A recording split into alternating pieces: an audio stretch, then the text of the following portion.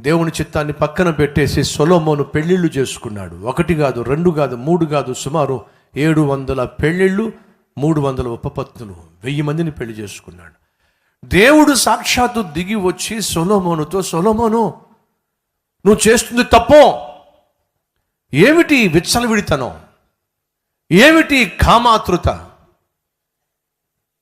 ఒక స్త్రీ కాదు ఎంతమందిని మోహిస్తావు నువ్వు, ఎంతమందితో సుఖపడతావు నువ్వు పరిశుద్ధంగా జీవిస్తావని, పరిశుద్ధంగా పరిపాలన అందిస్తావని చెప్పి నేను నమ్మి నిన్ను రాజును చేస్తే ఏమిటి పాపిష్టి జీవితం, దయచేసి ఈ జీవితాన్ని విడిచిపెట్టో.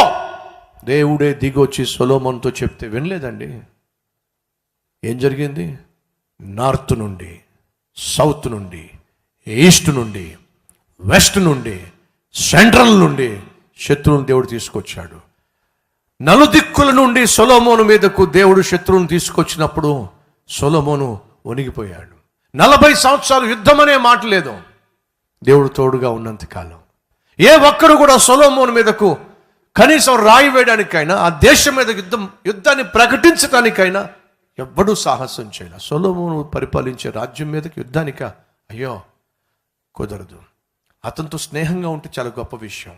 కాబట్టి ఎంతోమంది రాజులు వారి కుమార్తెలను సొలొమోనుకు దానంగా ఇచ్చేశారు పెళ్లి చేసుకోమని చెప్పి. ఎందుకని? సొలొమోనుతో మనం కనెక్షన్ కలిగి ఉంటే చాలు, శత్రుత్వం పక్కన పెట్టండి, అతనితో మనకు పరిచయం ఉంటే చాలు, అతనితో మనం మంచి టర్మ్స్ ఉంటే చాలు అని చెప్పి సొలొమోనుకు వాళ్ళు వియ్యానికి వచ్చారు. కానీ ఏం జరిగింది?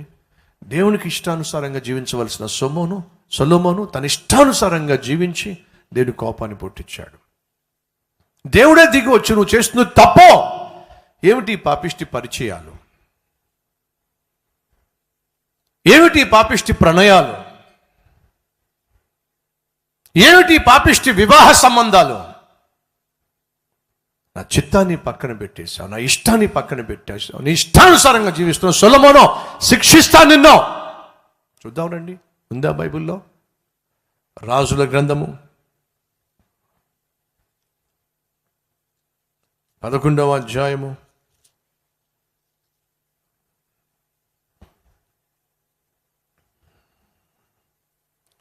2వ వచనము. 1 రాజులు 11, 2వ వచనము. ముందుగా ఒక లైన్ ముందు చదువుతున్నాను.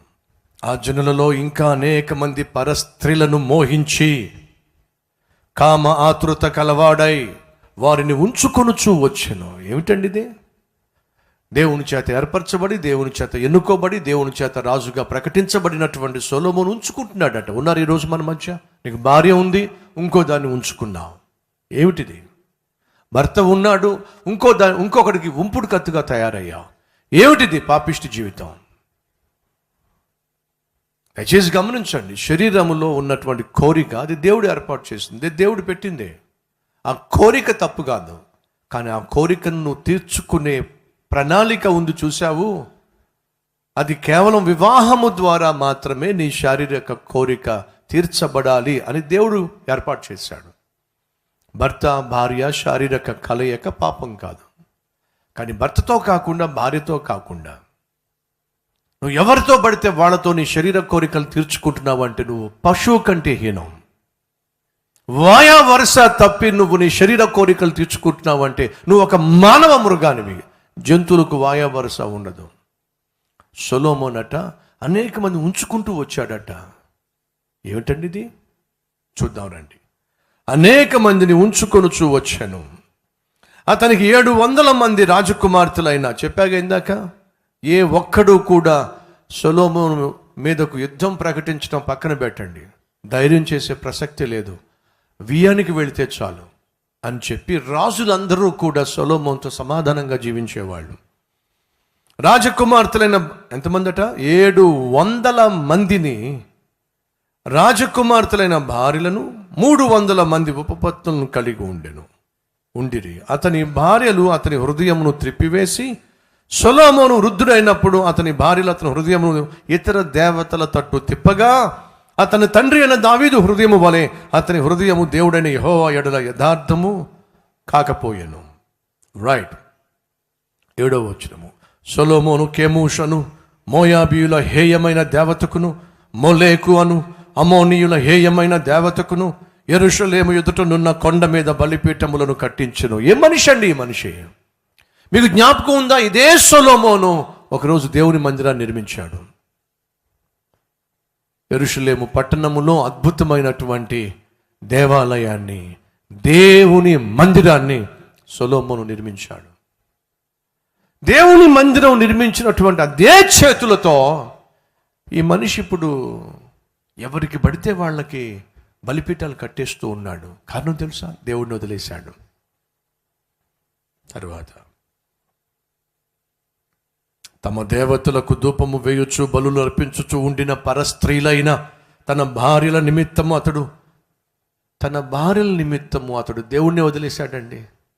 తరువాత ఇశ్రాయేలీయుల దేవుడైన యెహోవా అతనికి 2 మార్లు ప్రత్యక్షమై, ఏముంది అక్కడ?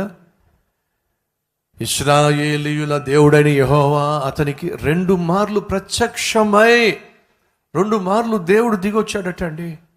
ఆ మనిషి చేస్తున్న పాపిష్టి పనులు చూసి, ఆ కామాతృత చూసి, ఎవరిని పడితే వాళ్ళని పెళ్లి చేసుకుని వాళ్ళతో కాపురాలు చేసేస్తూ ఉంటే, అమ్మాయిలను ఉంచుకుంటూ ఉంటే చూడలేక ఆఖరికి దేవుడే దిగొచ్చాడటండి. ఒకసారి కాదు, 2 సార్లు దేవుడు దిగొచ్చి ఏమంటున్నాడో చూద్దాం రండి. యెహోవా అతనికి 2 మార్లు ప్రత్యక్షమై, నీవు ఇతర దేవతలను వెంబడింపవలదని అతనికి ఆజ్ఞాపించినను సొలొమోను హృదయము ఆయన యొద్ద నుండి ఏమిటి తొలగిపోయింది, వదిలిపడేశాడు. దేవుడే దిగొచ్చి సొలొమోను నువ్వు చేస్తుంది తప్పు అని చెప్పినా సరే వినలేదండి. ఈరోజు మన మధ్య అలాంటి వాళ్ళు లేరా? నువ్వు చేస్తుంది తప్పు,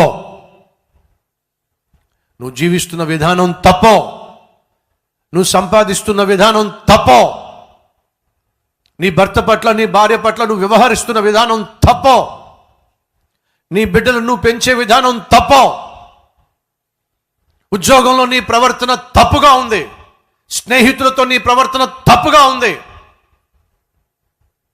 పక్కింటి వాళ్ళు నీ ఇంటికి వచ్చినప్పుడు నీ చూపులు తప్పుగా ఉంటున్నాయి, నీ ఆలోచనలు తప్పుగా ఉంటున్నాయి, నీ మాటలు తప్పుగా ఉంటున్నాయి, నీ ప్రవర్తన తప్పుగా ఉంటుంది. పరస్త్రీ కనిపిస్తే చాలు నీ చూపులు తప్పుడు చూపులు. ఎన్నిసార్లు దేవుడు నువ్వు చేస్తున్న తప్పులను గురించి సూటిగా స్పష్టంగా నీతో చెప్పలేదు, నిన్ను హెచ్చరిక చేయలేదు? నువ్వు చేసిందేమిటి? లెక్క చేయకుండా జీవిస్తున్నావు. నీలో ఉన్న లోపాలను దేవుడు ప్రతిసారి బయట పెట్టినప్పుడు నువ్వేం చేశావు?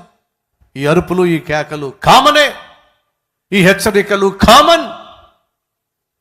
దేవుడేమీ చేయడు. ఆయన ప్రేమ గలవాడు, కనికరము గలవాడు, దీర్ఘశాంతం గలవాడు, దయాలుత్వం కలిగినవాడు, ఆశానిగ్రహం కలిగినవాడు అని అనుకుంటూ నీ ఇష్టానుసారంగా జీవిస్తూ వచ్చావు. సొలొమోను అదే చేశాడు, సంసోను అదే చేశాడు. కానీ దయచేసి గమనించండి, there is a limit for God's patience. దేవుని యొక్క ఓర్పుకు ఒక లిమిట్ ఉంది. ఆ లిమిట్ వరకు మనం ఆయనను పరీక్షించినట్లయితే ప్రమాదం. మీరు రబ్బర్ బ్యాండ్ తీసుకోండి, రబ్బర్ బ్యాండ్ తెలుసు కదా మీకు, ఆ రబ్బర్ బ్యాండ్ తీసుకోండి, దాన్ని లాగండి, ఏం గాల, ఇంకొంచెం లాగండి, ఏమీ గాల, ఇంకొంచెం లాగండి, ఏమీ గాల, లాగారు, తెగింది. ఏమైంది చెప్పండి?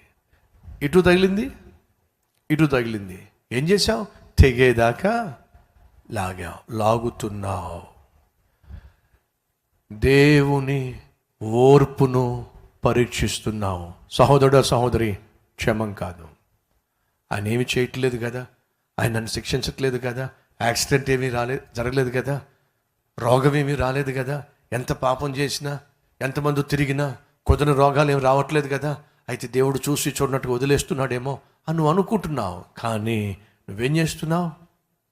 దేవుని ఓర్పును పరీక్షిస్తున్నావు. ఏదో ఒక సమయంలో దేవుడు ఛీ అన్నాడంటే నీ బ్రతుకు ఛీ అయిపోతుంది. జాగ్రత్త. సొలొమోనా నా మాట విను, సొలొమోనో నా మాట విను. వెళ్ళా మళ్ళీ దేవుడు ప్రత్యక్షమై సొలొమోన్ నా మాట విను. వెళ్ళా. ఏం జరిగింది?